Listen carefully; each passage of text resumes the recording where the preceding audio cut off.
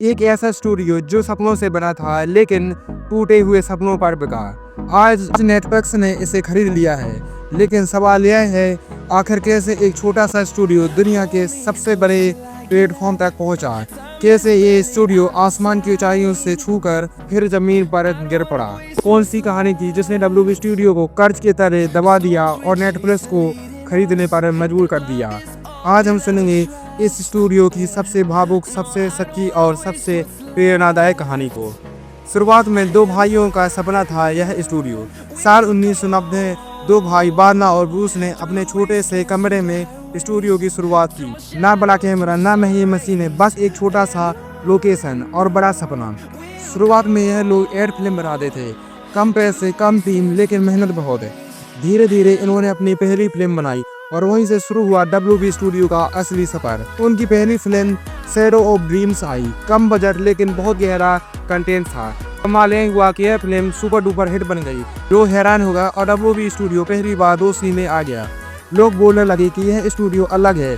इसके बाद दिल से बनाई हुई कहानियां हैं। 1998 से 2007 तक डब्ल्यूबी ने अपने सबसे शानदार साल देखे। लगातार 6 सुपरहिट फिल्में जैसे city light, broken sky, kingdom of life, the blue of flower. WB एक भरोसेमंद नाम बन चुका था। अगर लोग कहते थे कि अगर फिल्म डब्ल्यूबी की है तो अच्छी ही होगी। उनका स्टूडियो शिखर पर पहुंच गया था, लेकिन सफलता में इंसान ढीला पड़ जाता है। डब्ल्यूबी ने बड़े बजट, बड़े शेयर प्रोजेक्ट लेना शुरू कर दिया और फिर आई पहली बड़ी चोट। उनकी पहली फ्लॉप द लास्ट वॉरियर थी। टीम ने सोचा था कि यह फिल्म चलेगी। उसके बाद दूसरी फ्लॉप डेजर्ट स्टॉर्म, तीसरी फ्लॉप फ्यूचर जीरो। 3 झटके और डब्ल्यूबी हिल गया था। लगातार फ्लॉप के बाद डब्ल्यूबी को कर्ज में डूबना ही था, क्योंकि इतना महंगा बजट है और फिल्म लगातार फ्लॉप हो रही थी। स्टूडियो को चलाने के लिए वार्नर ब्रूस को बैंक से कर्ज लेना पड़ा। ब्याज बढ़ता रहा, काम रुकने लगा। स्टाफ की सैलरी रुक गई। बीएफएक्स टीम एक एक करके सब नौकरी छोड़ने लगे। स्टूडियो के कैमरे से सिर्फ संस्कार रह गई। वार्नर ब्रूस ने फैसला किया, ये हमारी आखिरी कोशिश है। अगर ये फिल्म नहीं चली तो वार्नर ब्रूस खत्म। फिल्म का नाम था बियॉन्ड द लाइट। कम बजट, कम लोग, लेकिन कहानी दिल से। फिल्म रिलीज हुई और धमाका। इस फिल्म ने शानदार कमाई की और वार्नर ब्रूस को फिर से पैरों पर खड़ा कर दिया। फिर उसके बाद आया ओटीटी का दौर। नेटफ्लिक्स, प्राइम वीडियो, डिज्नी सब बड़े पैसे लगाने वाले फिल्म बना रहे थे। छोटे छोटे बच्चों पर ये मूवी भी कमाल कर रही थी। वार्नर ब्रूस ने सोचा शायद हमें भी इसी तरह से शुरुआत करनी चाहिए। वार्नर ब्रूस के बाद बहुत सारी फ्रेंचाइज थी, Harry Potters, DC studios.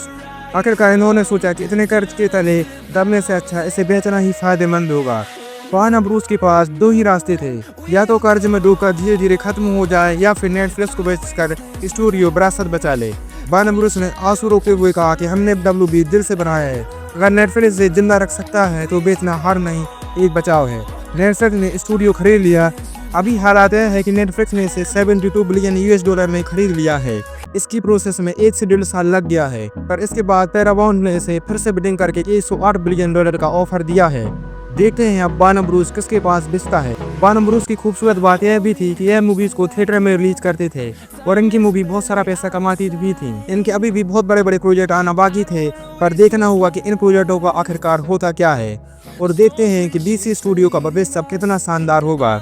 James Gunn के पास कमान डीसी स्टूडियो की रहेगी या भी या नहीं। आखिरकार वार्नर ब्रूस का सफर यहीं पर खत्म होता दिखाई दे रहा है। अब इसके बाद अगर वार्नर ब्रूस नेटफ्लिक्स पर बेचता है तो नेटफ्लिक्स इसकी कमान संभालेगा। धन्यवाद।